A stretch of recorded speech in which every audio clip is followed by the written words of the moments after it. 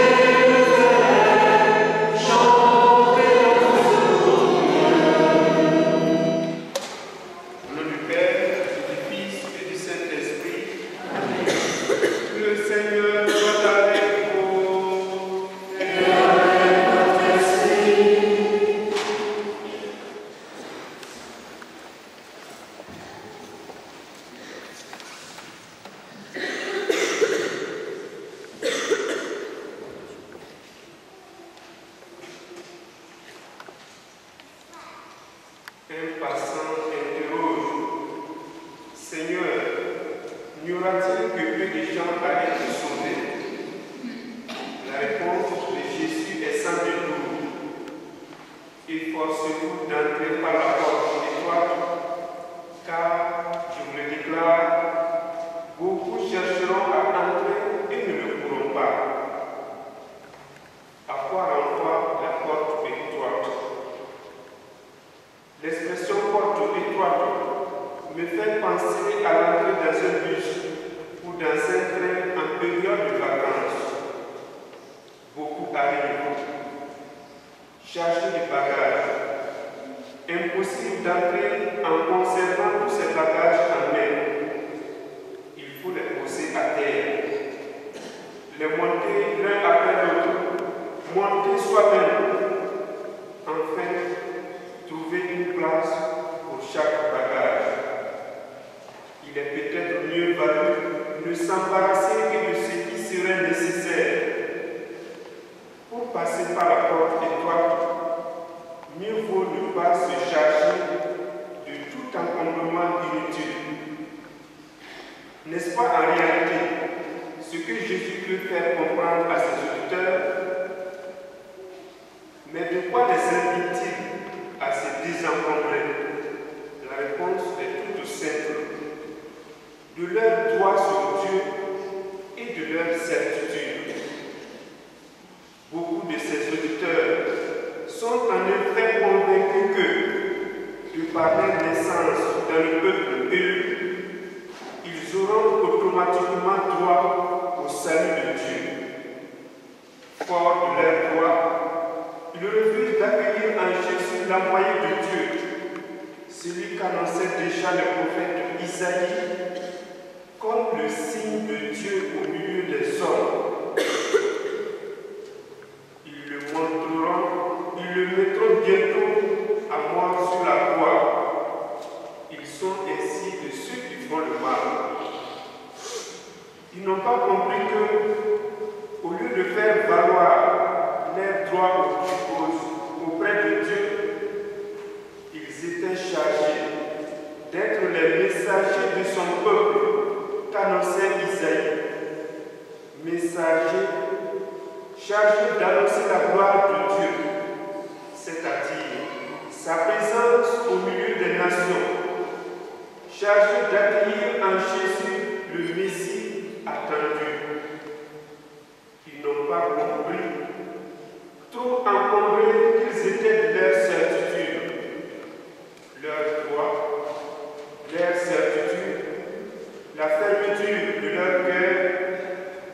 Voilà ce qui les empêche de passer par la porte étroite qu'est Jésus lui-même.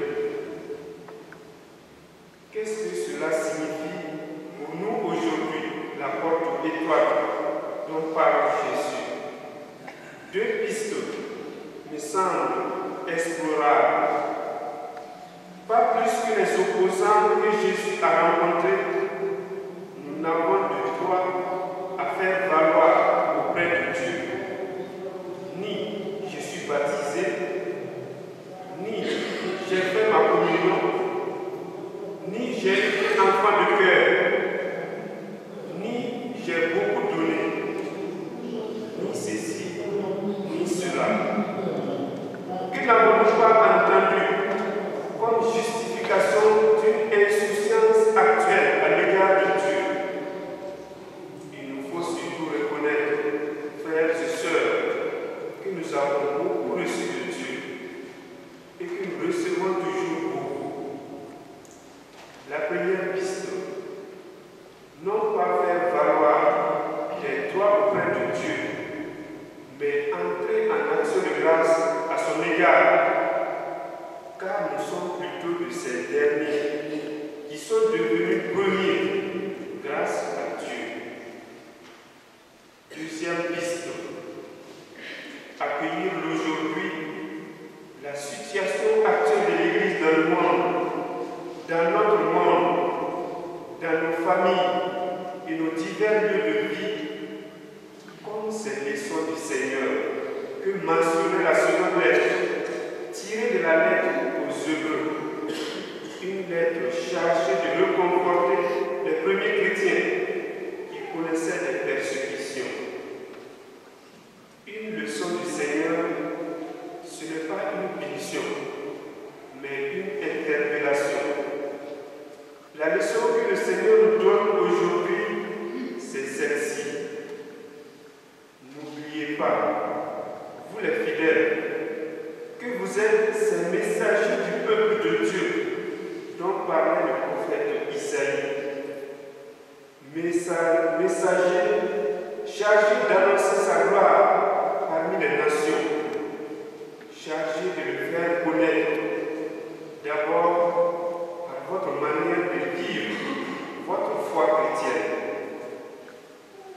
Vivre notre foi chrétienne en cette période de vacances qui favorise les rencontres en famille et bien au-delà, partout, nous sommes attendus comme messagers du Seigneur. Donnés à voir le Christ par notre manière de vivre. Tous invités au festin du royaume.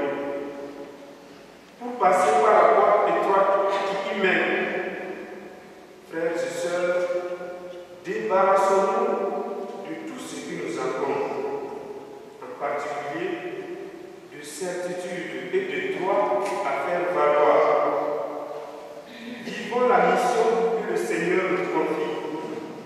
Être ses messagers, ses témoins, par notre présence auprès des autres. Le pape Paul VI disait ceci: l'homme contemporain écoute plus volontiers les témoins que les maîtres, ou s'il écoute les maîtres, c'est parce qu'ils sont des témoins. En écho, entendons ce conseil de frère Roger, prière de la communauté œcuménique